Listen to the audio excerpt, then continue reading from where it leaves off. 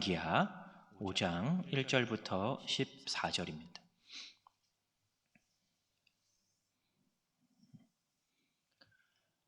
찾으셨으면 저랑 교독하시고 마지막 14절 합독하겠습니다. 아람 왕의 군대 장관 나아만은 그의 주인 앞에서 크고 존귀한 자니 이는 여호와께서 전에 그에게 아람을 구원케 하셨음이라. 그는 큰 용사이나 나병 환자더라.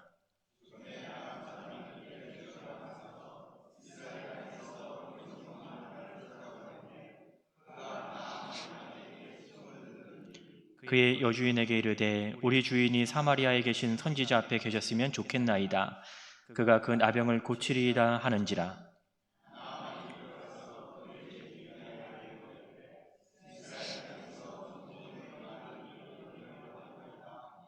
아람 왕이 이르되 갈지어다. 이제 내가 이스라엘 왕에게 글을 보내리라 하더라. 나아만이 곧 떠날새 은 10달란트와 금 6,000개와 의복 10벌을 가지고 가서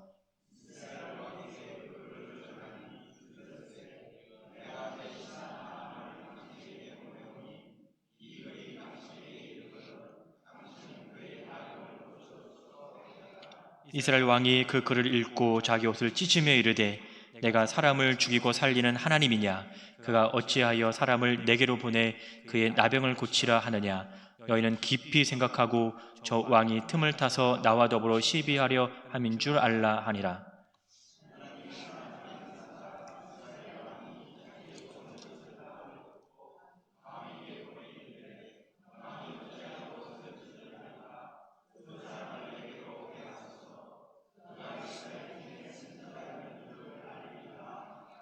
나아만이 이에 말들과 병거들을 거느리고 이르러 엘리사의 집문에 서니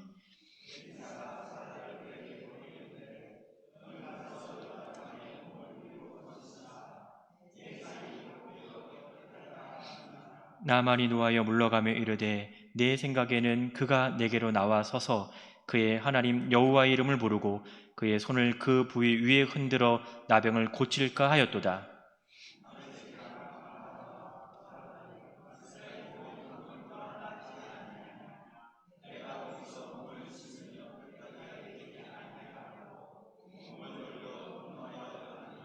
그의 종들이 나와서 말하되 이르되 내 아버지여 선지자가 당신에게 큰 일을 행하라 말하였다면 행하지 아니하였으리까?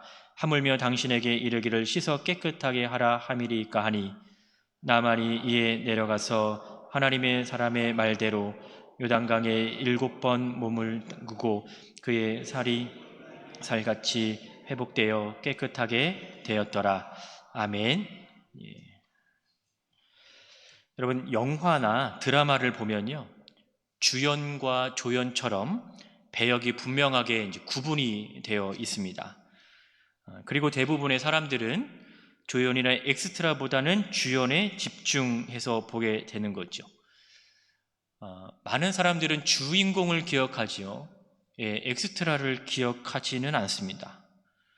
아마 여러분들이 영화를 보거나 요즘에 이제 많이들 드라마도 보실 텐데 박보검이나 김수현이나 김지원을 기억하지 지나가는 행인 1을 기억하시는 분은 아마 아무도 없을 겁니다. 영화뿐만 아니라 이렇게 공연 같은 모든 것들은 다 주연과 그다음에 조연 그 외의 배역으로 이제 구분이 되어지기는 하죠. 그러니까 대부분의 사람들은요, 이 사람이 어떤 역할을 하느냐보다 어떠한 배역을 맡고 있느냐가 사실 눈에 가장 들어와요. 물론 그 역할도 배역을 통해서 나타나기는 하지만 일단 주인공이 누구다 그러면 우리가 한 번 더 보게 되지만 여러분 엑스트라로 등장하는 그 사람들을 주의 깊게 보지는 않는다라는 거죠. 오늘 본문은요 우리에게 익숙한 본문입니다. 1절부터 14절까지 우리가 길게 읽었지만 한 문장으로 딱 요약을 하면 어떤 말이냐면 나병에 걸린 나아만 장군이 엘리사에게 고침을 받았다라는 이 한 문장으로 정리가 될 수 있는 거예요. 만약 오늘 본문을 우리가 영화로 만든다라고 하면 우리는 어렵지 않게 주인공과 조연과 엑스트라로 아마 구분을 할 수 있을 것 같아요. 여러분 보시기에 주인공은요 어떤 사람이겠습니까?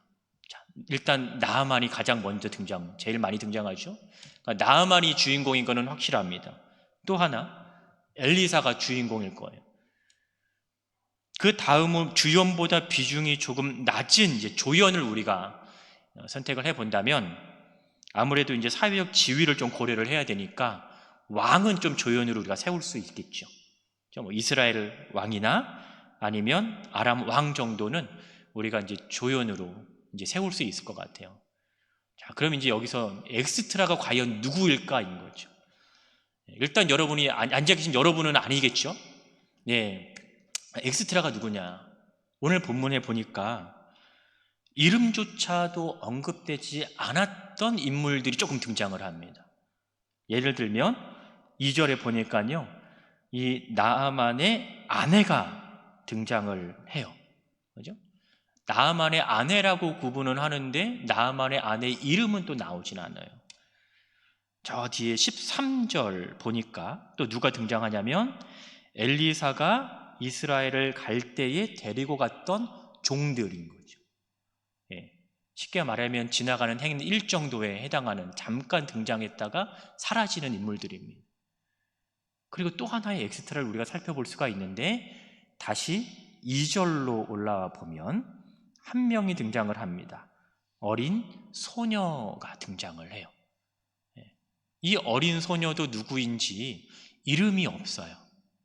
그냥 성경에는요, 어떻게 기록을 하고 있냐면 이스라엘 땅에서라고, 그러니까 이스라엘 출신인 어린 소녀 한 명입니다. 자, 이것이 바로 우리의 시선에서 정한 이 오늘 이야기에 등장한 인물들의 배역이었던 거예요. 적어도 이 사람들은 주연일 것이다.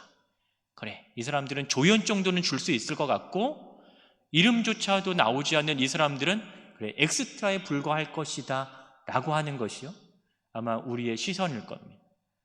아마 여러분에게도 나누라 하면 저와 비슷하게 나누었을 것 같아요. 하지만 우리의 시선에서는 엑스트라처럼 보일지라도 하나님이 쓰시면 결코 엑스트라가 아니라는 것을 오늘 본문에서는 보여주고 있습니다. 다시 말하면 어떠한 배역을 맡느냐가 중요한 것이 아니고요, 어떤 역할을 지금 하고 있느냐가 중요하다라는 겁니다. 엑스트라로 등장했을 법한 그 사람들 가운데 저는 오늘 대표적으로 이 어린 소녀라고 하는 인물에 초점을 맞추려고 합니다.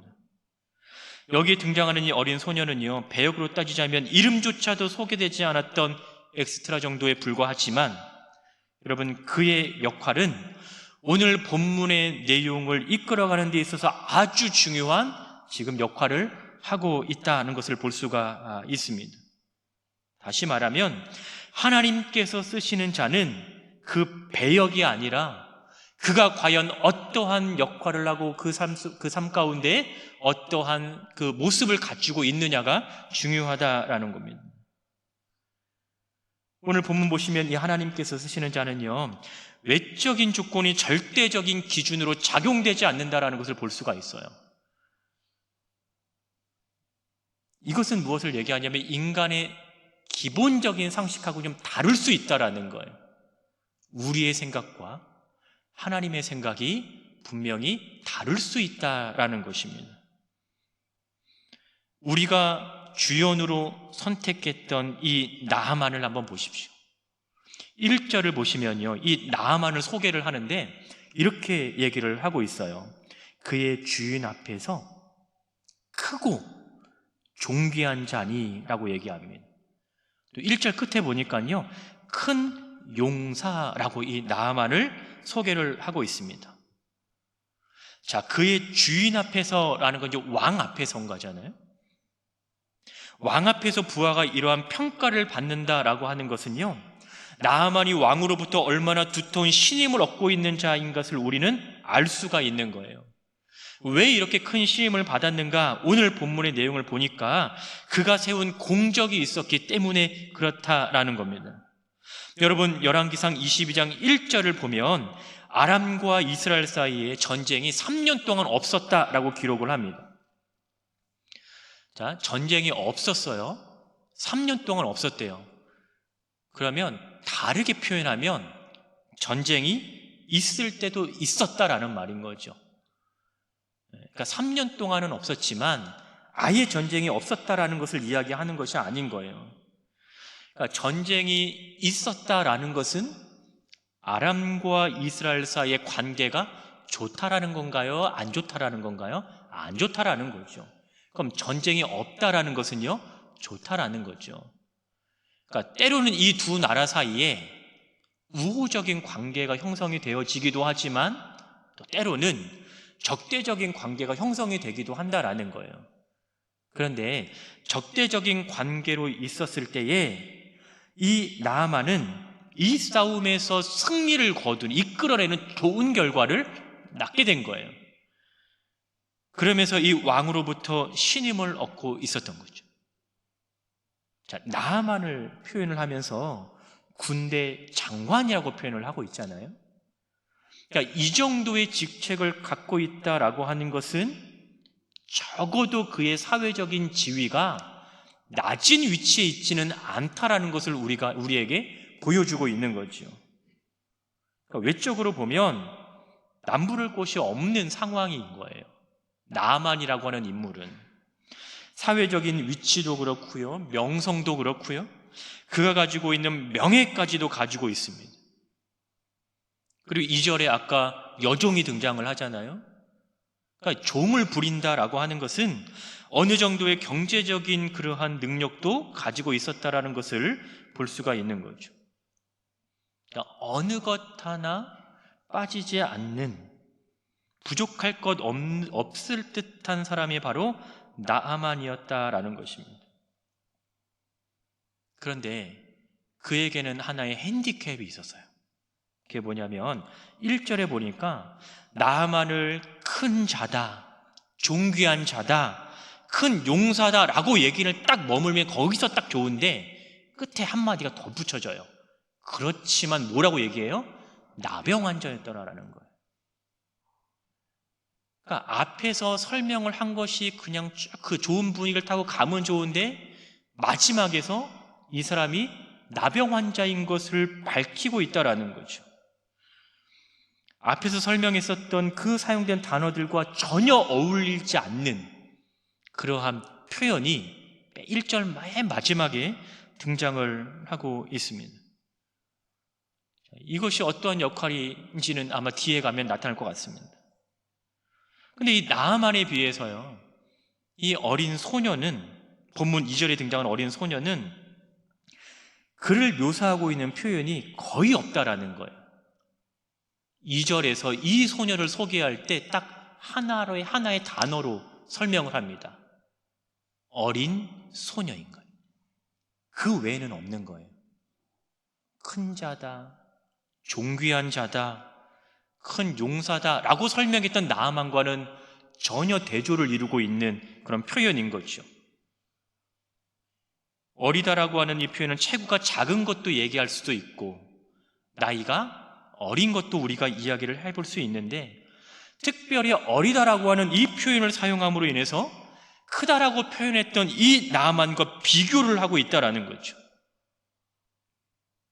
나아만은 이름이 등장을 하잖아요.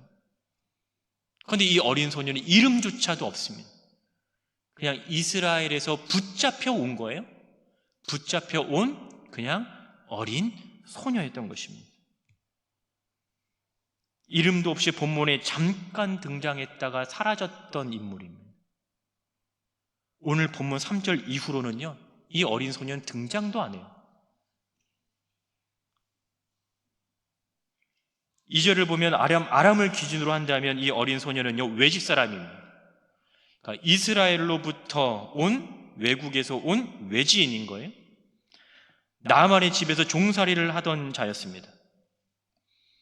이스라엘을 기준으로 했을 때 이스라엘이라고 하는 큰 장점을 가지고 있겠지만 아람을 기준으로 했을 때 이스라엘이 대단한 것은 아닌 거죠.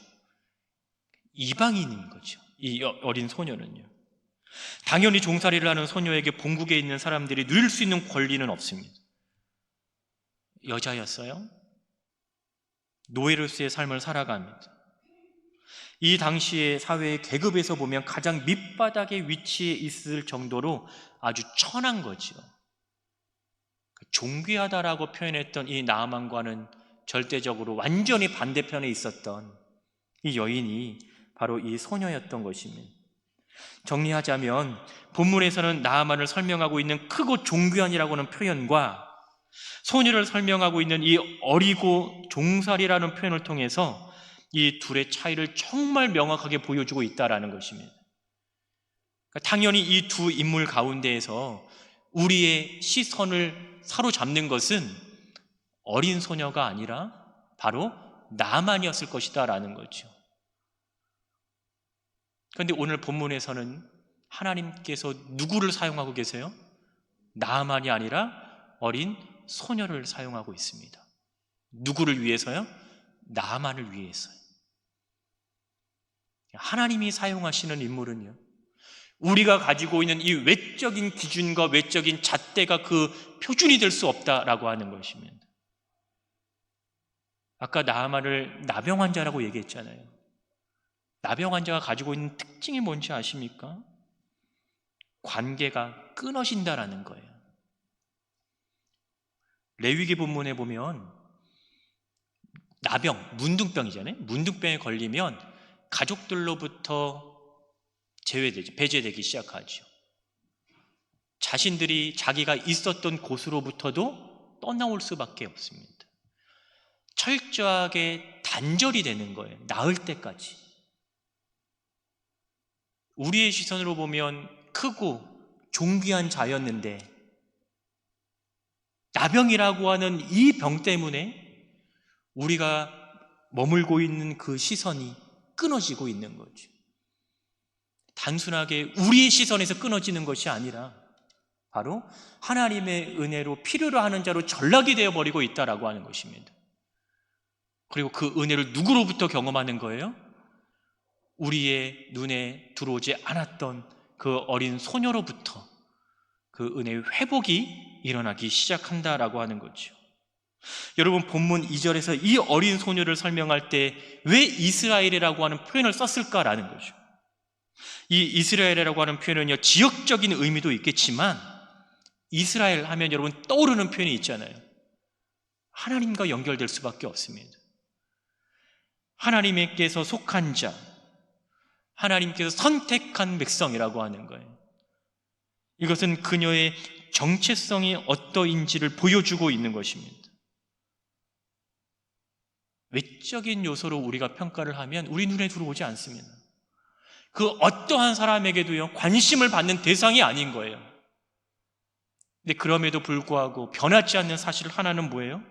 그녀가 하나님의 백성이라고 하는 이 사실은 바뀌지 않는다라고 하는 사실입니다. 그녀가 종이었어도요, 하나님의 자녀였습니다. 그가 외지에서 왔지만 그는 여전히 하나님께서 붙드시고 하나님께서 사용했던 인물이 바로 이 어린 소녀였다라고 하는 거예요. 여러분, 우리는 어떠한 시선을 가지고 이 땅을 살아갈 수 있을까요?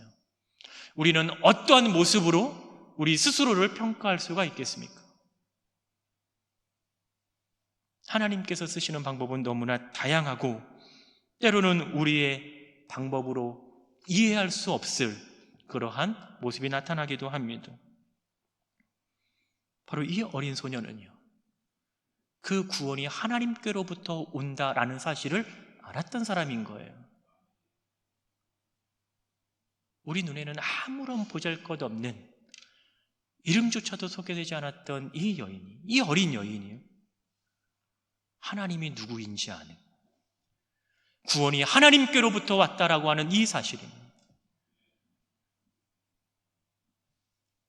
그래서 3절 보시면 이 나병을 앓고 있는 나아만에게 선지자를 소개해 주는 너무나 중요한 역할을 합니다.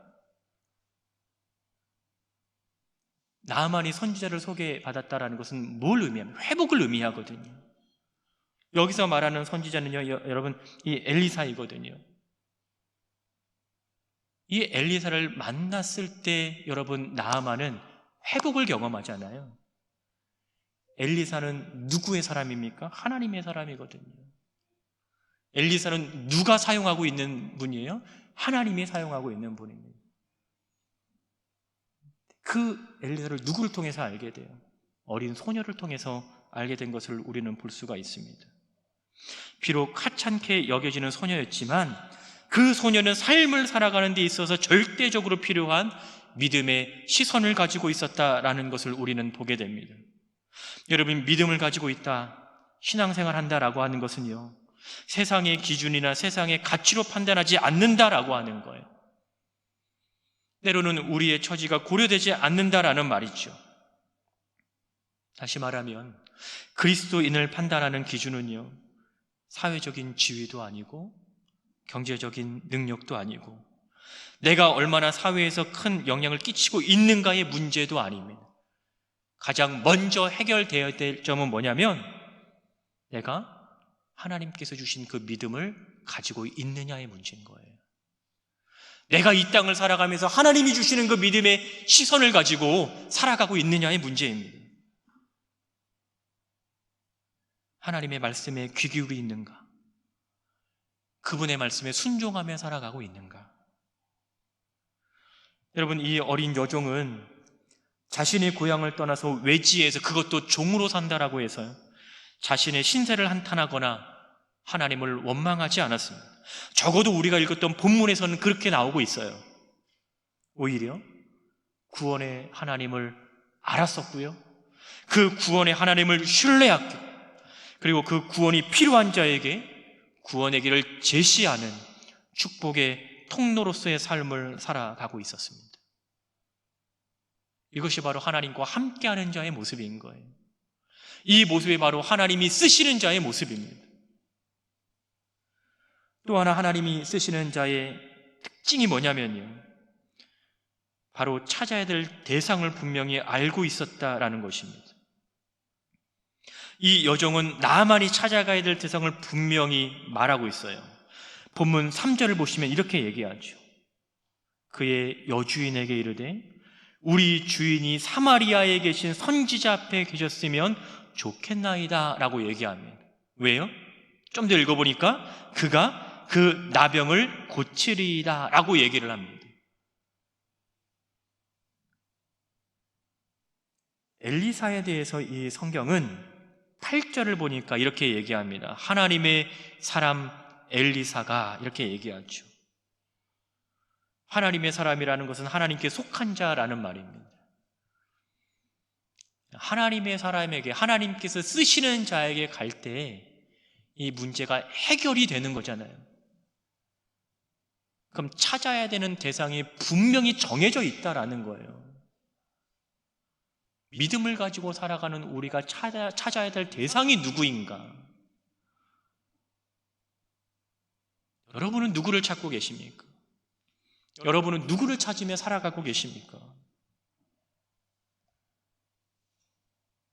그가 경험한 구원이 하나님께로부터 나온다라는 것을 아는 것. 어린 소녀도 그렇고요, 엘리사도 그렇고요. 특별히 엘리사의 이름의 뜻은요, 하나님은 구원이시다라는 거예요. 우리가 구원의 은혜를 누리기 위해서는요, 구원의 은혜를 베푸시는 자에게 가는 것이 맞죠. 우리가 다들 문제를 갖고 계시니까 그 문제 해결을 위해서는요, 그 문제를 해결하실 수 있는 분에게 찾아가는 것이 맞습니다. 오늘 본문에서요, 이 나아만은 엘리사에게 먼저 가지 않는다라는 거예요. 이 여종이 얘기하잖아요. 그 여주인한테 엘리사가 사마리아에 있는 선지자 엘리사에게 좀 갔으면 좋겠다라고 얘기합니다. 근데 그냥 가라고 하는 것이 아니거든요. 이 여종은 3절 하반절에 보니까 그 엘리사가 나병을 고칠 것이다라고 분명한 확신이 있어요. 대상을 분명히 알고 있는 거죠. 그런데 본문에서 이 아람 왕은요, 이 대상을 분명히 보지 못합니다. 그래서 나아만이 왕에게 찾아갔을 때 이 아람 왕은 엘리사에게 이 나아만을 보내는 것이 아니라 이스라엘 왕에게 보냅니다. 5절 한번 보세요. 이스라엘 왕에게 갈지어다라고 얘기를 하는 거예요. 이스라엘 왕에게 그 글을 내가 쓴 글을 보내겠다라고 얘기를 하는 거예요. 이 당시에 여러분 이방 왕들은 나라의 모든 것이 왕의 권력 아래에 있었다라는 것을 믿고 있는 거예요. 그러니까 따라서 이 병을 고치는 것도 왕의 명령으로 가능하다라고 얘기를 하고 있는 거죠. 6절 끝에도 보세요. 이렇게 뭐라고 얘기하냐면 이스라엘 왕에게 이렇게 얘기합니다. 그의 나병을 고쳐주소서라고 얘기합니다. 이것은 참된 권위가 누구로부터 오는가를 깨닫지 못하는 행동이죠. 물론 여기에는 정치적인 약간 문제도 담겨져 있습니다. 그러나 중요한 것은 뭐냐면 찾아가야 할 대상을 지금 바로 찾아가고 있는가의 문제가 나타나고 있는 거예요. 참된 권위가 누구로부터 오는가를 깨닫지 못했을 때도 이 이스라엘 왕은요 자기의 옷을 찢으면서까지 안타까워하지요. 하나님을 바라보지 못하는 것에 대한 안타까움이 담겨져 있지 않을까라는 겁니다. 그래서 이스라엘 왕이 7절에서 분명히 이렇게 얘기하거든요. 내가 사람을 죽이고 살리는 하나님이냐라고 묻는 거예요. 그렇지 않다라는 거죠. 사람을 죽이고 살리는 것은 누구의 주권이다? 하나님의 주권이다. 하나님이 그 권한을 가지고 있다라는 거예요. 다시 말하면 나는 아무런 능력이 없다라는 거죠. 나는 아무런 권한이 없다라는 거죠. 너 잘못 찾아봤다 이 말 아니겠습니까? 근데 여종은 이 사실을 분명히 알고 있는 거예요. 여종의 입장에서 이 말을 하는 것이 얼마나 조심스럽겠습니까? 그렇지만 나병을 누가 고칠 수 있고 그의 문제를 누가 해결할 수 있는지 분명히 알고 있었기 때문에 그 여종은요, 주인이 선지자에게 가기를 원합니다라고 얘기를 하는 거예요. 하나님이 하나님 되심을 알고 그분을 향해서 우리의 시선을 고정시킬 수 있는 자세가 필요합니다. 여러분, 시선은요 방향을 의미하잖아요. 하나님께 시선을 고정한다라고 하는 것은요 그 방향이 하나님을 향해 있다라는 것을 얘기를 합니다.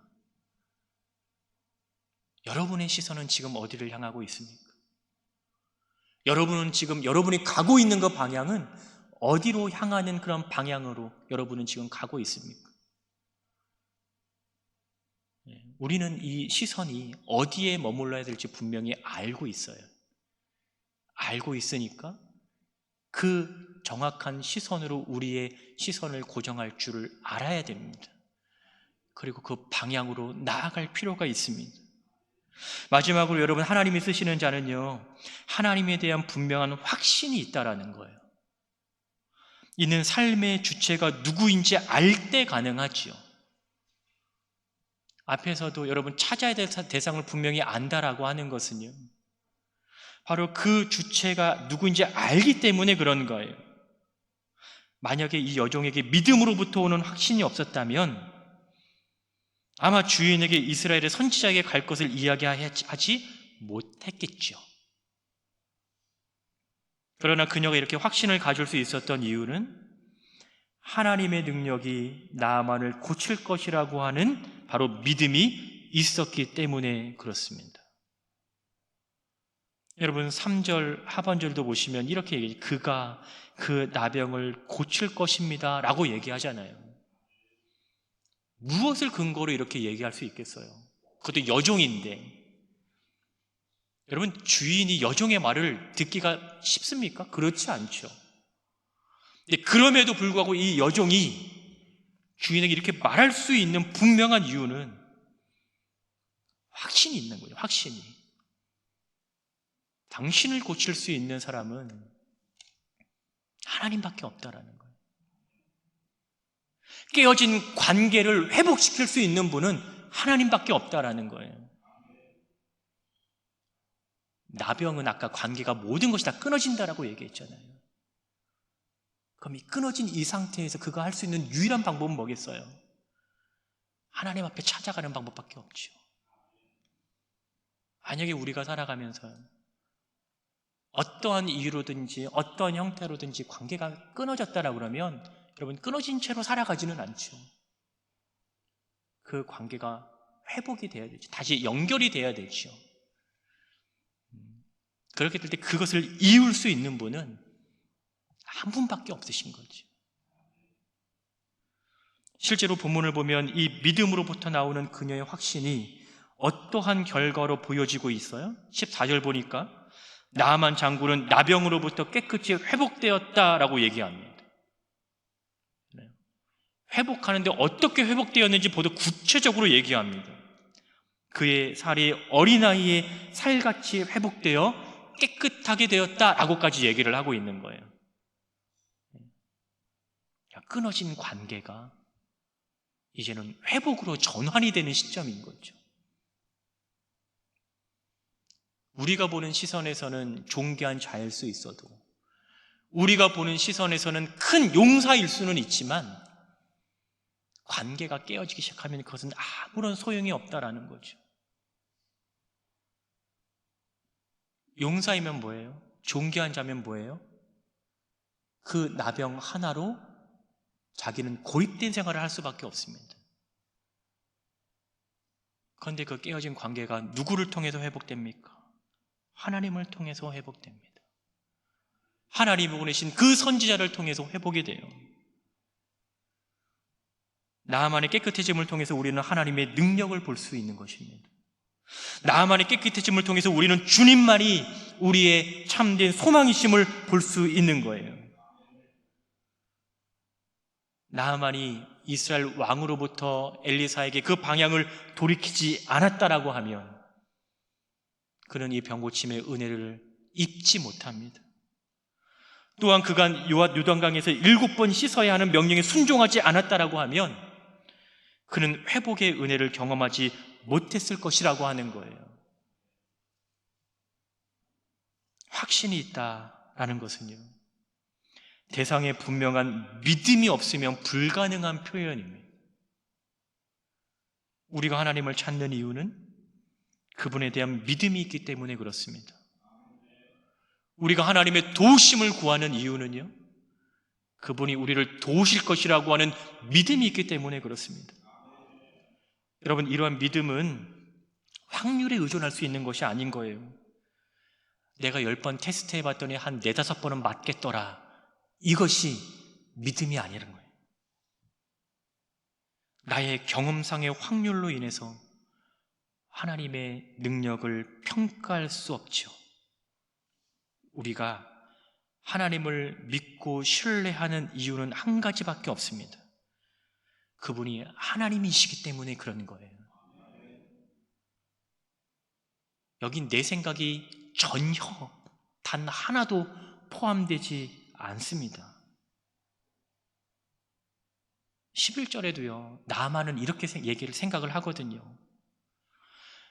엘리사가 요단강 그 물에 가서 7번 씻으라고 이렇게 하니까 11절에 뭐라고 이 나아만은 생각을 해요? 내 생각에는 이라고 얘기하거든요. 내 생각에는 그가 좀 나한테 와서 뭔가를 좀 해주면 내가 날 것 같다라고 하는 거예요. 근데 그렇게 하지 않았죠. 엘리사가 했던 말은 이거예요. 요단강 가서 7번 몸을 씻으라는 거예요. 이게 전부였던 거예요. 하나님의 능력에는 내 생각이 들어가지 않습니다. 하나님이 이끄시는 그 길에는 내 의지와 내 뜻과 내 생각이 포함되지 않는 거예요. 바로 이것이 믿음을 가지고 있는 사람들의 삶의 모습입니다. 우리가 믿는 그 하나님은 창조주이시죠. 우리가 믿는 그 하나님은 전지전능한 분이시고요, 우리가 믿는 하나님은 불가능한 것이 없는 하나님이신 거예요. 우리가 테스트해서 그 하나님을 나의 구주로 고백하고 있는 것이 아니라는 겁니다. 비록 누군가의 눈에는 엑스트라와 같은 모습으로 보일 수 있어도 하나님이 사용하는 자라면 배역의 비중이 높고 낮음이 중요한 것이 아니라 주어진 역할에 충실한 삶을 살아가는 것이 중요합니다. 우리의 모습이 어떠하든지 간에, 우리의 삶의 형태가 어떠하든지 간에, 우리가 지금 어떠한 위치에 놓여 있든지 간에 그것이 중요한 것이 아니라 하나님께서 우리를 부르셨고 하나님께서 우리를 품고 계시고 하나님께서 우리를 인도하시기 때문에, 또 우리는 그 하나님을 나의 구주로 고백하고 있기 때문에 우리는 하나님의 사람으로 살아가는 그 역할에 충실을 해야 될 줄을 믿습니다. 이 한 주도 우리가 하나님의 자녀된 사실에 감사하면서 언제나 주의 은혜 안에 머무는 복된 삶을 살아가시는 우리 사랑하는 성도 여러분 되시기를 주의 이름으로 축원합니다.